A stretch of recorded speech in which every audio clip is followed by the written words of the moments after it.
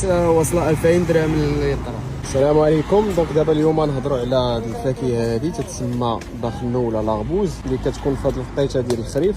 هي واحد الشجره اللي كتعطي هاد الفواكه اللي هي غنيه بالفيتامينات، فيها البوتاسيوم اللي كتعاون سورتو في هاد البيريود هادي ديال الخريف، كتقوي المناعه، كتعاون صحه القلب، وسورتو فيها الياف جيده جدا وناقصه بزاف السعرات الحراريه. بالتالي الناس اللي باغيين ينقصوا الوزن فمزيانه حيت ما فيهاش سعرات حراريه بزاف. وقلتي لي انا متفقش معاك في نقطه واحده، هي انها خصها تقطع من الشجره طايبه حيت ما تطيبش من بعد. واش كطيب؟ لا كطيب، واخا خضره كطيب. وهذه فين تتكون تقريبا؟ شنو المناطق اللي كاينين فيها؟ كاين تازه، كاين بني ملال، كاين وريكا، كاين سيدي قاسم. والعسل ديالها تيكون جوده عاليه ياك؟ 2000 درهم.